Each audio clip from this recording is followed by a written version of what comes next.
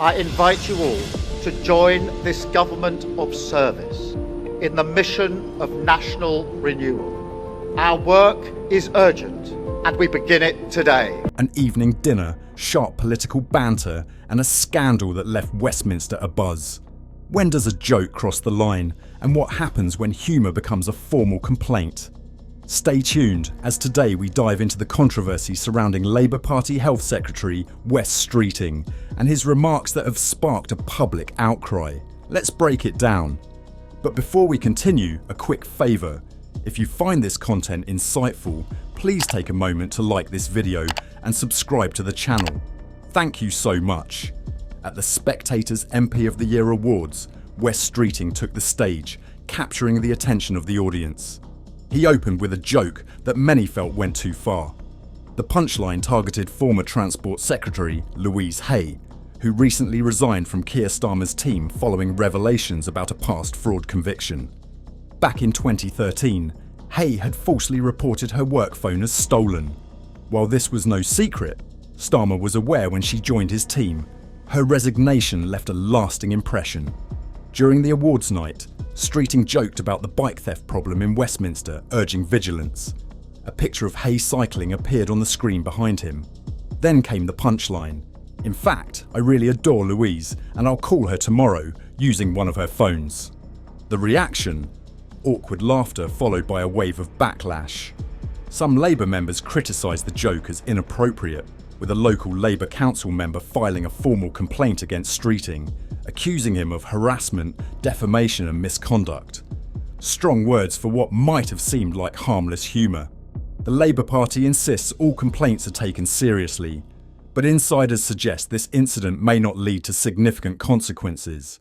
So, was this just an ill-judged quip, or does it reveal deeper cracks within the party? One thing is certain.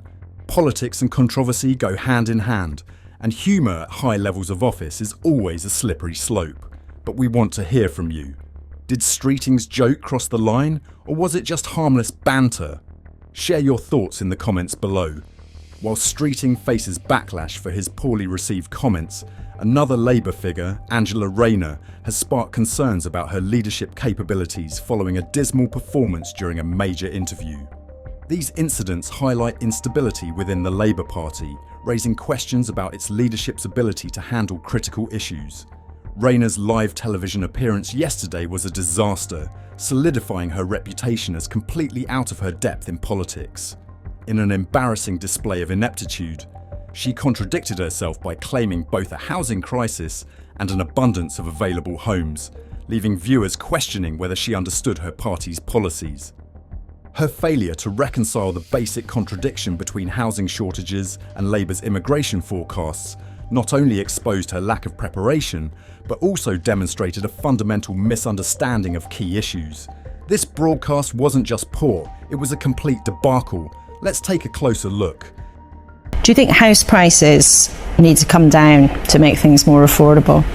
Well, we've talked about making sure that the elements of the Employment Rights Bill is about making sure people have better pay terms and conditions. We've talked about the affordability. In many areas, it's 8 times an annual salary, way beyond where people can get housing. Yes, so that's why supply is important, so that people can get those homes. We're doing a mortgage guarantee scheme so that people can get on the housing ladder, because far too often the problem with why house prices are going up so quickly is because supply is in demand, and we haven't fixed the supply problem. But would you like prices to come down? Because a lot of people watching this morning might think, what's the point of this huge effort to get homes built if actually prices don't come down? It's not necessarily prices coming down, it's about supply and making sure that those houses are there and available so that people can afford them and are able to get them. Because if we don't fix supply, then house prices will continue to go up as demand goes up. So that's why we're focused on delivering the supply. The exchange between Angela Rayner and Laura Kuentzberg on housing affordability starkly revealed an inability or reluctance to address one of the most pressing issues facing millions of Britons today. When asked whether house prices need to fall to improve affordability, Rayner veered off course with a disjointed discussion about the Workers' Rights Bill and improving wages, answers that entirely sidestep the core issue. Her failure to provide a clear and direct response highlighted either a lack of understanding or an unwillingness to confront the harsh reality that sky-high house prices remain a significant barrier for aspiring homeowners. Rayner's repeated emphasis on increasing housing supply and vague mentions of a mortgage guarantee scheme betrayed a superficial grasp of the housing crisis. Instead of tackling systemic issues such as speculative investment, wage stagnation, or outdated government policies, she leaned on oversimplified arguments about supply and demand. This shallow approach not only underscored her inability to engage with the complexities of the issue, but also failed to present any meaningful solutions. When pressed by Quensberg on whether house prices should actually fall, Rayner deflected once again, asserting that it's not necessarily about house prices coming down. This evasive answer overlooked a critical truth. Housing cannot truly become affordable unless prices align more closely with median incomes. Her unwillingness to acknowledge this fundamental point pointed to either a lack of competence or a reluctance to confront entrenched interests in the property market. Rayner's reliance on platitudes and repetitive rhetoric about housing supply further underscored the absence of substantive policy frameworks. Against the backdrop of a housing market that renders home ownership unattainable for countless Britons and forces many into precarious rental situations, her vague, non-committal answers demonstrated a troubling disconnect from the real struggles faced by ordinary people. Rather than building trust, Rayner's responses came across as tone-deaf, dismissive of public frustrations, and lacking in practical substance. This interview served as a damning indictment of Angela Rayner's approach to housing policy. Her refusal to address affordability head-on, coupled with her reliance on clichés and evasive reasoning, painted a picture of a leader more concerned with appearances than with delivering real solutions.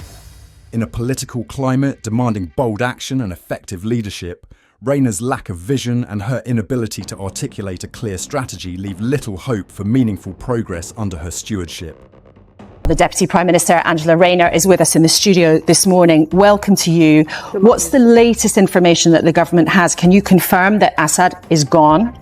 Well, we don't know. The situation on the ground is fast moving at the moment. If the Assad regime has fallen, then we welcome that news. What we want to see is a political solution along the lines of what the UN resolution is, and we're working with our allies. Are you sure, though, if this rebel group does take charge, Hayat Tahrir al-Sham, they have connections and roots with groups like Al-Qaeda. Are you sure as a government they'd be a better option than the Assad regime? Well, again, working with allies on the UN resolution, we've got to have a government in Syria, a political solution that protects civilians and infrastructure, because as we've seen with the Assad regime, it has been unstable. We want to see that stability, and we'll work towards that with our allies. Angela Rayner's performance on Laura Quensberg starkly exposed severe shortcomings in leadership and preparedness on a critical foreign policy issue. When asked whether the Assad regime in Syria had collapsed, her response, "We don't know," underscored a lack of precise information and a failure to deliver the clarity the public expects. Instead of offering a decisive stance, Rayner resorted to vague explanations about the rapidly evolving situation in Syria, further highlighting her inability to address the issue with any depth. Her response regarding Tahrir al-Sham, a group with clear ties to Al-Qaeda, was equally concerning. Quensberg raised valid questions about whether the group's rise to power would truly stabilise Syria or exacerbate the nation's ongoing turmoil. Rather than confronting this critical issue head-on, Rayner sidestepped it with general statements about working with allies and adhering to UN resolutions. This lack of a firm, informed response suggested naivety or a fundamental misunderstanding of the consequences of empowering an extremist-linked group.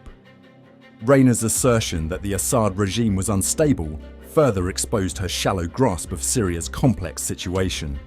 While Assad's government has committed numerous atrocities, simply ousting him without a viable plan for stability cannot be considered progress.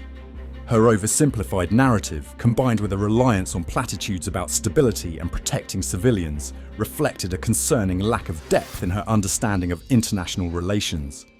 This performance cast doubt on Rayner's capabilities as Deputy Prime Minister at a time when Britain's foreign policy credibility is under close scrutiny. Her inability to provide clear, coherent answers undermined confidence in her leadership. Rayner's vague rhetoric and failure to confront Koenigsberg's critical questions revealed a leader unprepared to navigate the complexities of global challenges. Instead of building trust, her approach appeared uninformed and recklessly superficial. This wasn't just a poor media appearance, it was a stark warning about the risks of entrusting key foreign policy decisions to someone ill-prepared to handle them. Her performance was not only disappointing, but also a sobering reminder of the consequences of ineffective leadership on the global stage. What's your take on Rayner's responses? Share your thoughts in the comments below. Don't forget to like and share this video if you found it insightful, and subscribe to the channel for more updates from across the nation. Thank you, and see you next time.